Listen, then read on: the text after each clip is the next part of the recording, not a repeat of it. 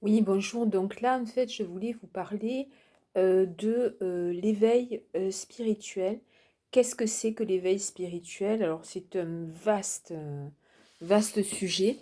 Je dirais, je vais essayer d'aller à l'essentiel en m'appuyant en fait sur ma propre expérience qui a été quand même une expérience assez costaud. Je dirais, c'est pas une dans le sens euh, comment dire costaud au niveau de la puissance en fait de l'éveil, mais c'est pas, je suis pas le bon Dieu quoi, hein, clairement. Heureusement pour moi d'ailleurs, parce que sinon ça veut dire que je suis devenue Trump ou Poutine ou autre. Mais je vais quand même parler de quelque chose que je connais et qui n'est pas un parcours tranquille, de santé, facile, irrémédiable, etc. Non, non, pas du tout. Donc, la première chose en fait que j'ai vécue, et je ne sais pas pour parler de moi, mais c'est pour vous expliquer un peu de quoi parle-t-on quand on parle d'éveil spirituel. Alors, à la limite, je vais enlever le j'ai vécu ceci, j'ai vécu cela. Je vais faire quelque chose de plus global en fait. Donc, la première chose en fait, enfin, ce qu'on peut vivre qui va être extrêmement puissant et qui est, disons, un éveil spirituel très costaud, je dirais, et que beaucoup de, comment dire, dans l'hindouisme, par exemple, on cherche ça, ce qu'on appelle donc le nirvana. Hein, donc là, de quoi est-il question? Donc ça, c'est quelque chose que j'ai expérimenté, que j'ai vécu il y a un peu plus de 30 ans de ça. Et suite à une, comment dire, à un choc traumatique comparable à une NDE. Hein, je ne suis pas tombée dans le coma, mais il y a eu une décorporation, en fait. Hein, c'est ce que vivent beaucoup de gens qui font des expériences hors du corps. Hein, voilà, suite à des accidents, on sort de son corps et les gens vous expliquent en fait des choses assez puissantes, mais disons que c'est très puissant, hein, vraiment. L'âme en fait se décorpore, hein, donc on sort en fait du corps et dans le cadre du nirvana, par exemple, hein, qui est vraiment l'expérience que cherchent à atteindre les yogis, hein, qui se préparent toute leur vie avec des gymnastiques, avec des jeûnes, des diètes, des nettoyages, des purifications, des mantras, enfin bon. Donc là, dans le cadre du nirvana, l'expérience en fait est extrêmement puissante et amène littéralement à une décorporation du corps et l'âme monte, mais pas simplement légèrement au-dessus du corps, elle monte vraiment jusqu'à la source. La source étant, en tout cas de ma propre expérience et des expériences qui sont expliquées par les yogis, qui eux ont eu une préparation et pas un choc traumatique, hein, et j'avais rien lu hein, sur l'expérience du nirvana, ça ne m'intéressait absolument pas, j'étais pas du tout croyante, je m'intéressais ni à Dieu, ni à l'ésotérisme, à rien de tout ça. Je n'avais aucun baptême, aucun intérêt. Enfin, pour moi, la vie, c'était tout ce qu'on voyait et rien de plus. Hein. Et donc, eh ben, la remontée en fait à la source, c'est ce que j'ai vécu. Ça veut dire que l'âme, en fait, va non seulement sortir de son corps, mais monter toutes les strates, en fait, euh, toutes les strates énergétiques et même physiques, hein, pour remonter à la source. Et la source, pour moi, en tout cas, de mon expérience, c'est la source divine qui est à l'origine de la création de cet univers et de tous les univers qui peuvent exister. Voilà ce qu'on peut appeler le Big Bang, hein, quand on est... voilà, mais moi je crois aussi au Big Bang. Hein. Je pense que par contre, à l'origine du Big Bang, il y a une intelligence divine. Et donc là, quand on quitte son corps et qu'on fait cette expérience spirituelle extrêmement puissante, eh bien, on monte les différentes strates jusqu'à la source de l'univers. Hein. Alors, il y a des yogis qui s'arrêtent à un certain stade. C'est-à-dire en fonction, souvent les yogis vont prier une divinité hein, particulière. Donc en général, quand ils quittent leur corps, en fait, à force d'expérience, de privation, de jeûne, de posture yogique, etc., ils vont se retrouver, la source pour eux, ça va être, en général, ils parlent de Brahma, hein. Dans l'hindouisme, on parle de Brahma, qui est le créateur de l'univers. On va en rester là, mais ils peuvent parfois s'arrêter à un stade intermédiaire, qui est le stade des divinités, où la source pour eux, ben, ça va être en fait une divinité de l'Inde, de type Shiva ou un truc comme ça, qui devient le bon Dieu en fait de...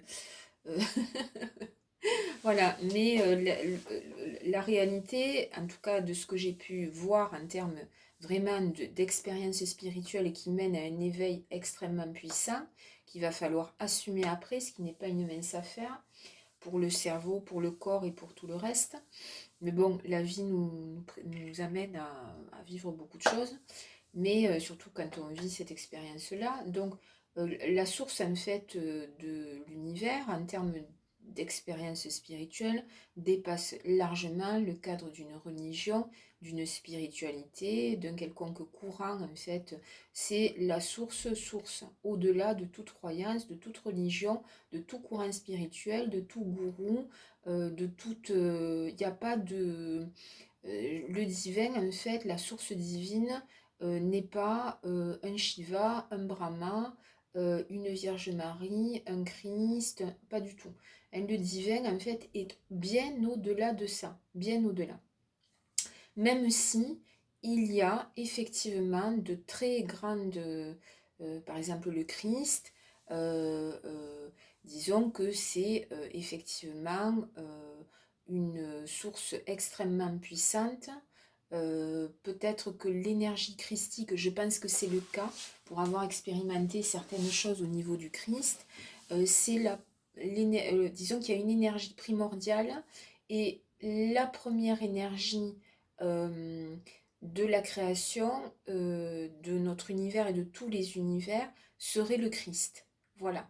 Donc j'ai expérimenté certaines choses qui peuvent me faire penser que d'un point de vue effectivement des énergies, il est possible que le Christ soit vraiment la première énergie divine créée par le divin.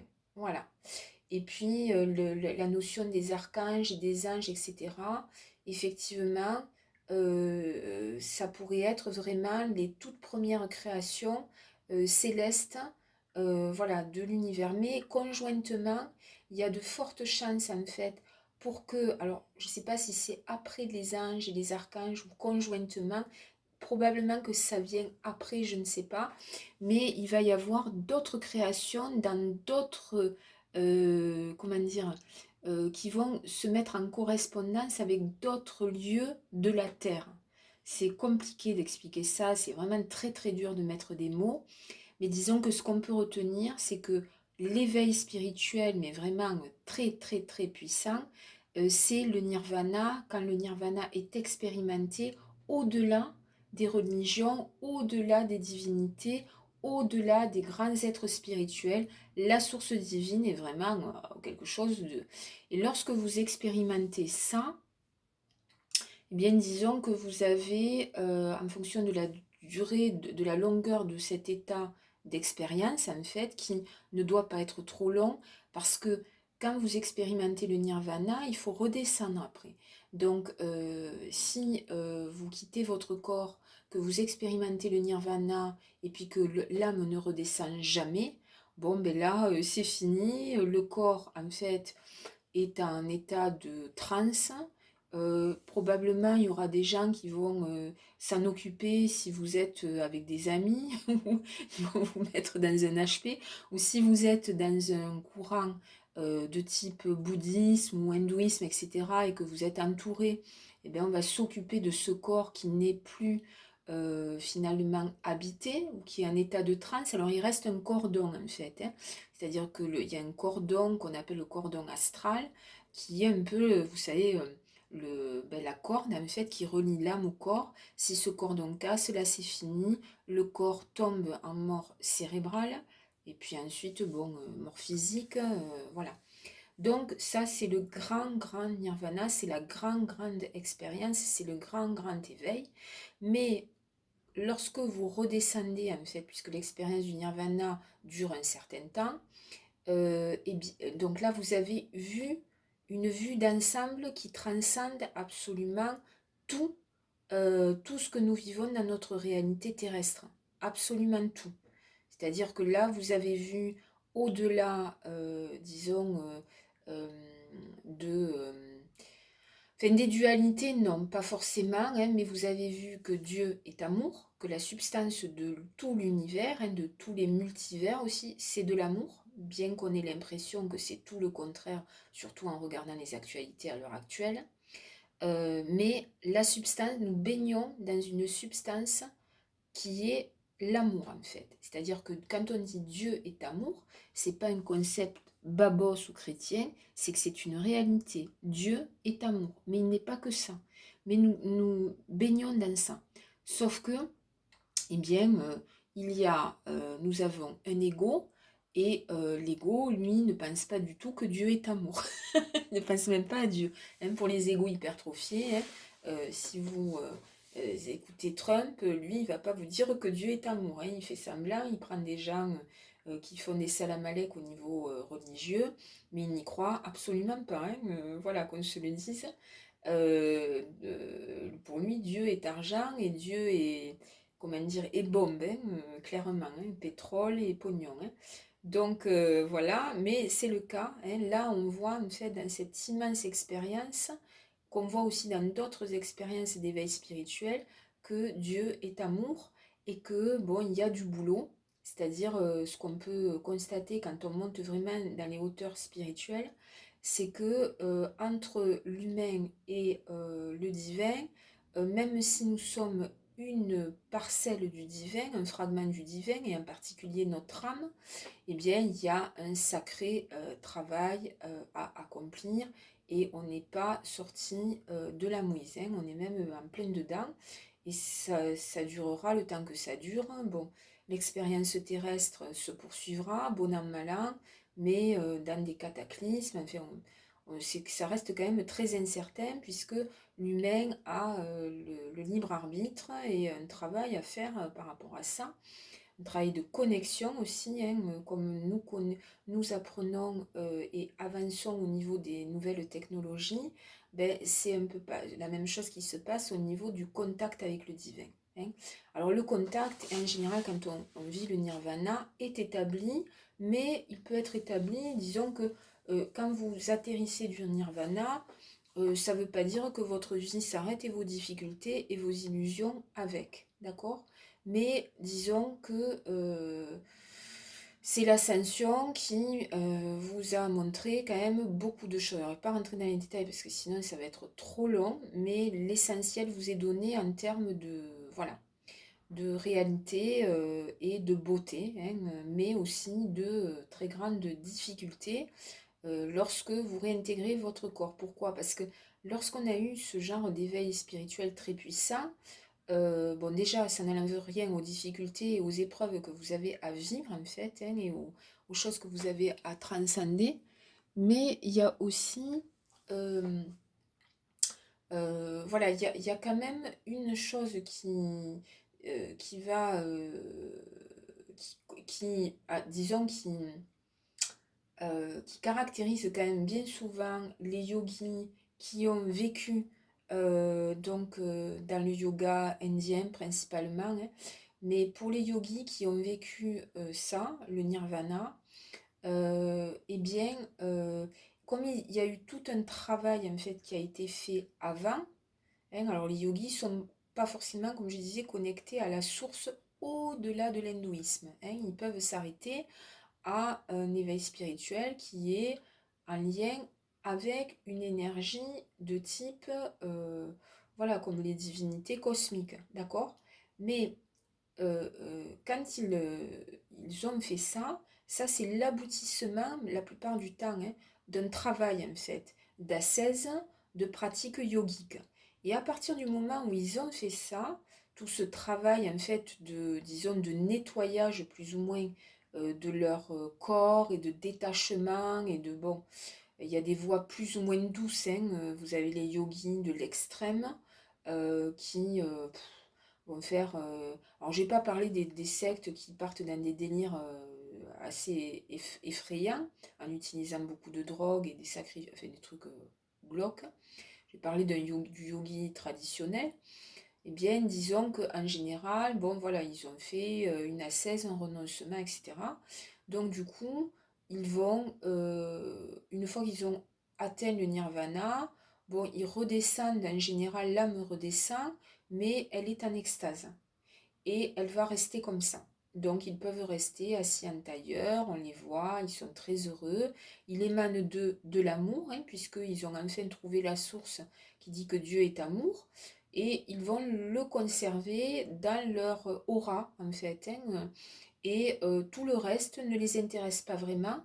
Donc, ils vont enseigner ce qu'ils ont vu dans le nirvana, des enseignements qui vont à l'essentiel, hein. Je pourrais vous donner des informations, je ferai peut-être une vidéo sur ça pour expliquer ce que j'ai vu et ce que j'ai reçu comme enseignement.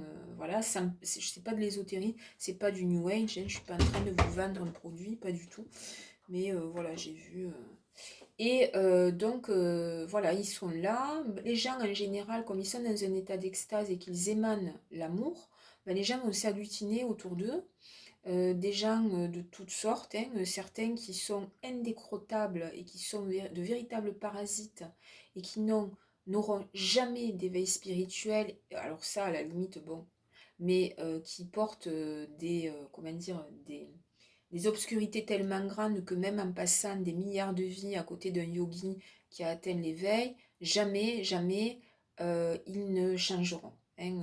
Voilà, ça fait partie des problématiques que peuvent rencontrer les êtres éveillés, mais en général, leur éveil va, pas pour tous, hélas, hein, mais va au bout d'un moment repousser les êtres qui sont des parasites.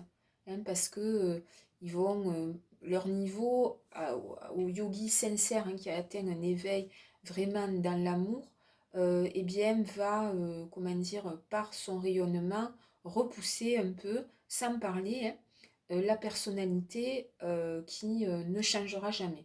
Alors attention, parce qu'il y a des yogis qui sont vraiment dans la lumière. La lumière, comme je disais, elle est relative, parce que s'ils se sont arrêtés à un éveil dans une conscience cosmique de divinité, ça veut dire qu'ils n'ont pas atteint l'éveil absolu, hein, total, tout en haut. Donc là, ben, disons que si la personne, elle n'est pas branchée Shiva, elle n'est pas branchée Ganesh, elle n'est pas branchée voilà, dans ces trucs-là, ben, du coup, ça lui correspondra pas. Au bout d'un moment, elle va partir, en fait, pour chercher autre chose. Ce qui est normal, hein, ce qui est sain, en fait. Hein. Donc, c'est normal, ça veut dire que cette énergie-là, ben, n'est pas vraiment la sienne, c'est juste une étape pour comprendre et continuer son chemin de recherche par rapport à son propre éveil spirituel, parce qu'on est tous différents à ce niveau-là. Hein. On a, disons, des aspirations qui parfois se ressemblent, mais ensuite, notre quête en fait du divin, le divin est sans forme. Donc chacun va rencontrer non pas une projection de lui-même, mais ce que son âme est en capacité de recevoir à ce niveau-là. Bon, donc voilà, et puis il y a des yogis de l'ombre aussi, hein, qui servent vraiment des influences de l'ombre et qui, sous couvert d'un éveil spirituel, vont récupérer de l'argent, vont abuser sexuellement, moralement, émotionnellement, enfin voilà, il y a manque toujours à la fin, c'est normal. Donc là, beaucoup de souffrance et puis des gens qui finissent par se suicider en masse, enfin des trucs complètement pourris. Des yogis de l'ombre, ben, Raël par exemple, lui c'est voilà, hein, c'est pas un yogi, mais c'est un délirium très mince. Il doit avoir des trucs un peu en lien avec une certaine réalité, je dirais, au niveau des extra. Mais bon, après, voilà, c'est vraiment des débordements. Dès qu'il y a une notion, disons, de sexe, hein, en fait, d'énergie, c'est fini, c'est foutu, il n'y a pas d'éveil en fait. Là, c'est partez, fuyez. Bon, si vous voulez le vivre, vivez-le, mais franchement, à fuir, à fuir, à fuir, à fuir. Quand il y a des notions de pognon, d'emprise, enfin, ça, c'est la merde totale. Bon, Alors, les yogis, donc pour continuer, les yogis, en fait, il y a des yogis femmes, yogini, hein. Celle que j'aime énormément, c'est Ma Ananda Mohi. Ma Ananda Mohi, pas Ma tout court, hein. Ma Ananda Mohi, qui elle a eu un éveil spirituel très puissant et qui porte en elle vraiment, alors c'est très martial, très dans l'hindouisme, très, comment dire, très scolaire. Mais bon, elle vivait vraiment des états de grâce divine extrêmement beaux. On la voit d'ailleurs, elle a été prise en photo régulièrement, puis ça a été de toute beauté, dans des états de grâce absolue, vivant ce qu'on appelle donc l'ananda. Donc ça, c'est passionnant, hein. Alors dans les éveils spirituels, on peut avoir aussi le courant chrétien, donc avec des mystiques, hein. Moi j'aime bien les mystiques, même si chacun va se rattacher à une tradition soufie, enfin le soufi c'est plutôt l'islam, mais une tradition orthodoxe ou catholique. Bon, disons que souvent, en fait, les mystiques qui ont eu des éveils spirituels vont se rattacher à un courant, hein, voilà. C'est-à-dire après, est-ce qu'on peut parler, par exemple, avec, je sais pas moi, Saint François d'Assise, est-ce qu'on aurait pu lui parler d'autre chose que l'éveil spirituel version catho? Je ne sais pas, hein.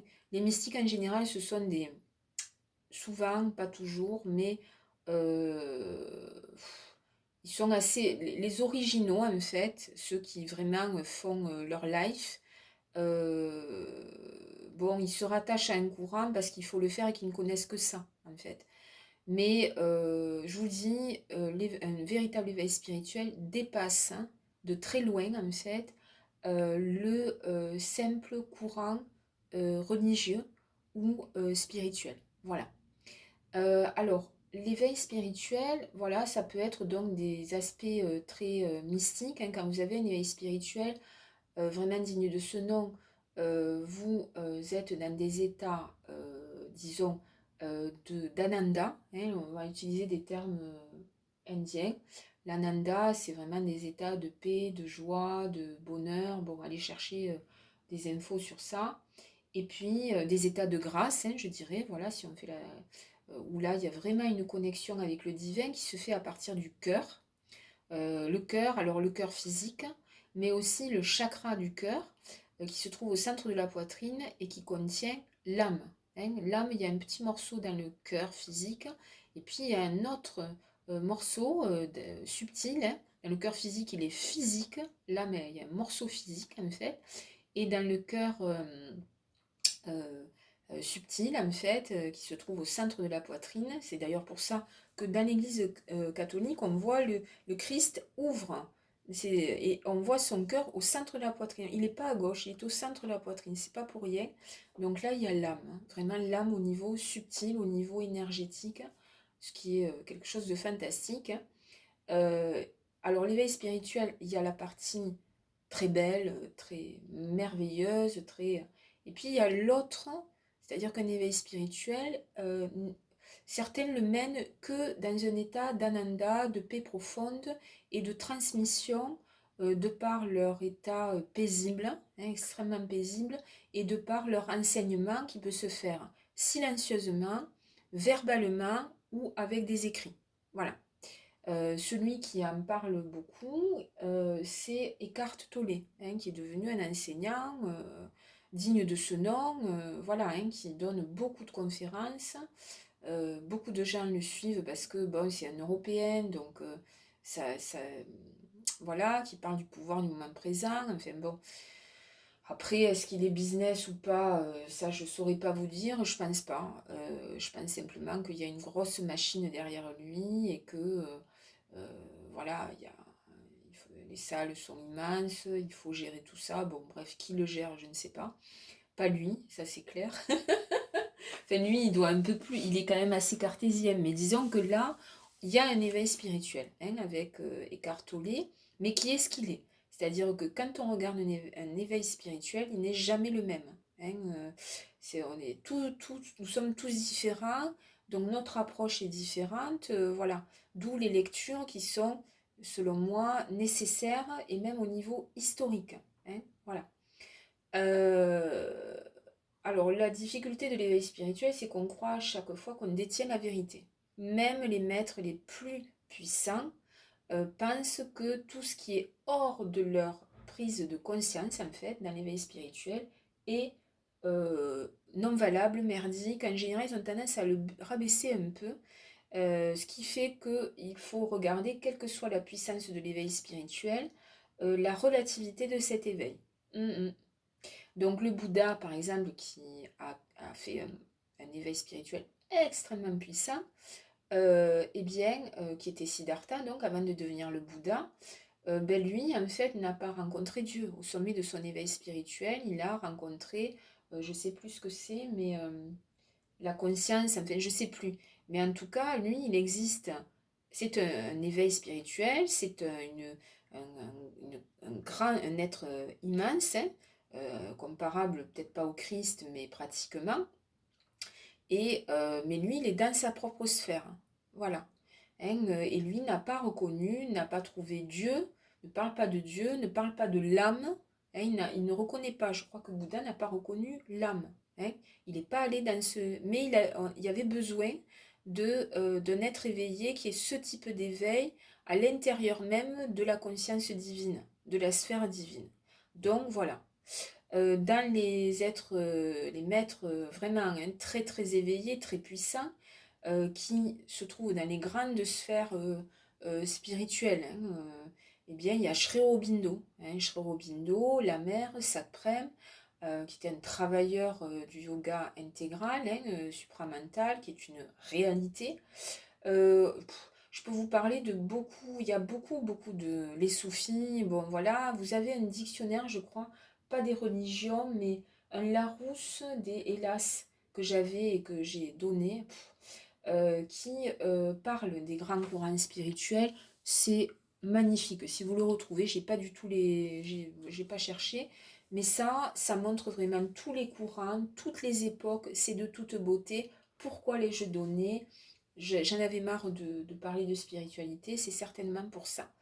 Voilà, mais sachez-le, l'éveil spirituel, vous pouvez tomber sur des guides hein, spirituels vraiment que sont Eckhart Tolle, Sri Aurobindo, ou même, je sais pas moi, Saint François d'Assise dans ses écrits, ou qui sont des êtres merveilleux, hein, mères, ou peu importe, Sainte Thérèse d'Avila, enfin, et qui vont, vous allez avoir un coup de cœur en fait, et vous allez vous dire, c'est ça.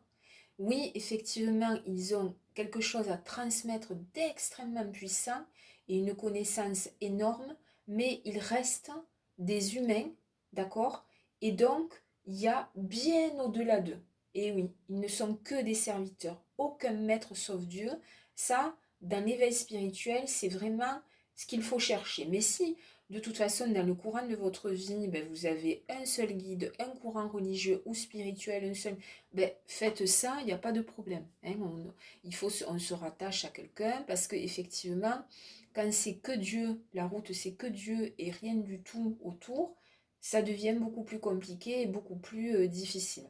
Donc, il y a, dans tout éveil spirituel, il y a la lumière et il y a l'ombre. En général, on est confronté aussi à des choses très dures qui concernent notre subconscient, nos difficultés, nos traumas, nos résistances, l'ego, parce que l'ego peut être dissous, certes, hein, dans un éveil spirituel, on peut, moi j'ai vu mon ego se dissoudre en fait, l'âme émerger à la surface et n'être plus finalement qu'une âme avec un corps qui réceptionnait la lumière divine, c'était merveilleux, mais mon ego n'était pas définitivement décédé, ou en tout cas je l'ai reconstruit, hélas. Hein, donc ça veut dire que l'éveil spirituel, si grand soit-il, n'enlève rien à la bêtise humaine. Ça, ce sont des paroles d'un enseignant spirituel que j'ai suivi et qui a son propre éveil spirituel et qui a beaucoup de choses à expliquer, mais qu'il y a beaucoup de gens qui le suivent et il en a suffisamment, donc il se cache un peu. Il s'appelle Jean-Michel Juge. Juge, J-U-T-G-E. Il y a un blog qui s'appelle La Lumière des Origines. qui a été fait par quelqu'un qui le suit plus ou moins, qui s'appelle Adilek. Et vous pouvez le retrouver s'il est encore en ligne, voilà. Donc lui explique pas mal de choses, il a suivi beaucoup d'enseignements, un éveil spirituel très puissant, mais c'est sa propre sphère dans la sphère divine. Intéressant, mais voilà, c'est une direction. Quoi d'autre sur l'éveil spirituel? Alors, on peut, dans un éveil spirituel, décider, l'idée c'est quand même de renoncer à l'ego, hein, voilà.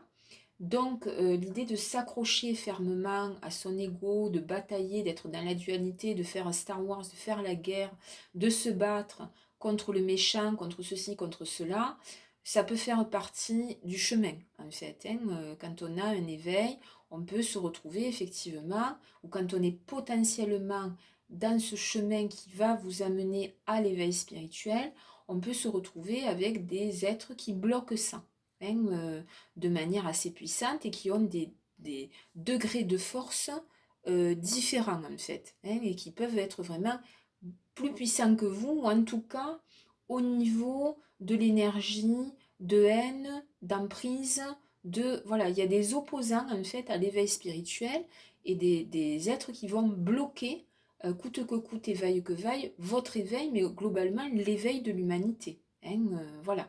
Donc ce sont des égos hypertrophiés ou des êtres qui ont bloqué en fait, bon, il y a différentes raisons à ça. Bon, c'est comme ça, pour l'expliquer, il faudrait parler pendant des heures, c'est trop long.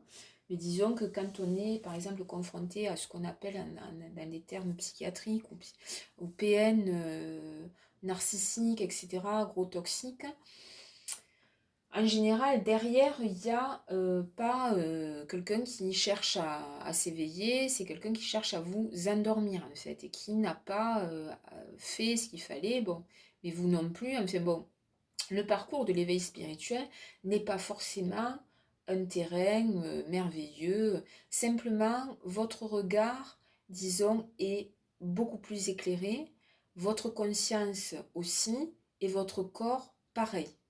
Et ensuite, en fonction de comment vous êtes, comment vous fonctionnez, les choix que vous allez faire, eh bien, ça va se positionner différemment. Vous n'allez pas avoir les mêmes difficultés. Bon, voilà. Euh, voilà, c'est comme ça. Mais c'est un chemin de renoncement, hein, vraiment. Un éveil spirituel digne de ce nom.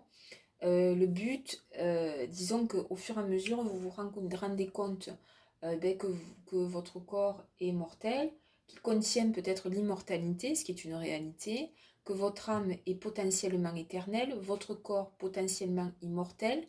Oui, c'est possible, et oui. Votre conscience, enfin, vous prenez conscience de beaucoup de choses, mais ça reste un travail. Et quand il n'est pas question de travail, c'est-à-dire que les êtres qui sont totalement dans la joie, l'ananda, la beauté, toute la journée, tout le temps, H24, planent en fait, hein. Ils ont un éveil spirituel, certes, mais ils ont décidé d'une certaine façon, hein, de ne pas aller dans le travail qui concerne la conscience et le corps, hein. Le corps devient un simple instrument pour maintenir une âme dans l'ananda, et la conscience a été purifiée au maximum pour ne recevoir que de la beauté, de l'amour, de la joie, et donc dans le renoncement aussi à l'alimentation, pratiquement tout. Enfin, vous voyez, c'est quelque chose de... Bon. Mais quand il est question, par exemple, je vais prendre des exemples d'éveil spirituel puissants, mais qui ne sont pas évidents, et bien déjà, rien que ça, hein, le travail de Mère Aurobindo et Satprem, je vous assure, ils en ont chié grave, quoi, hein. Même s'ils vivaient l'ananda, après il fallait aller travailler dans le corps, et c'est pas une mince affaire. Mais c'est le divin qui prend le relais, en fait, c'est la source. On peut parler aussi dans des éveils spirituels puissants. On a Martin Luther King, hein, voilà, qui n'était pas un pasteur pour rien, qui était protestant bien sûr, mais qui avait un éveil de l'âme et de la conscience, Et vous savez bien que, hélas, hein, il a beaucoup souffert, on le voit d'ailleurs. Voilà, un leader politique et spirituel, c'est pas rien. Et religieux, c'est vraiment, il avait une grosse charge et responsabilité dans ce monde, quoi, hein. Donc le Christ, donc qui a fini planté sur une croix, même s'il y a eu résurrection et ascension, hein, c'est une réalité. Mais voilà, hein, on voit que ça se mène pas. Beaucoup de martyrs qui n'ont pas été martyrisés pour rien, hein, qui étaient porteurs de lumière et qui se sont fait vraiment, vraiment emmerder profondément jusqu'à la torture et à la mort. Euh, bon, vous avez aussi Nelson Mandela, hein, qui voilà, avait quand même un éveil spirituel puissant, hein, qui lui avait été dans un courant chrétien, je crois, mais je ne sais plus lequel, et qui a porté toutes les difficultés, voilà. Vous avez, voilà, dans les femmes aussi, excusez-moi, j'ai pas tous les noms, mais souvent quand il y a quelqu'un qui va euh, vraiment en conscience et avec une âme adulte, adulte, hein, je dis bien adulte, mener à bien des choses qui marqueront l'humanité et pas simplement des idéaux irréalisables, vous pouvez être sûr que vous avez un être éveillé. Voilà.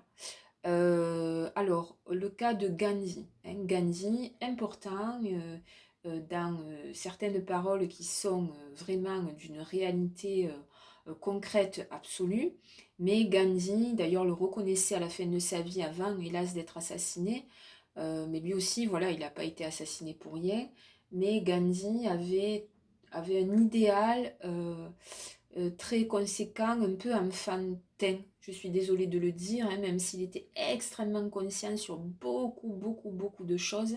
Mais Gandhi avait fini par comprendre en fait que l'humanité n'était pas prête pour un idéal pacifique, hélas. Alors que Martin Luther King et Nelson Mandela, eux, hélas, étaient très conscients de la gravité des choses et ouais, le portaient dans leur chair, je dirais. Oui, carrément quoi. Mais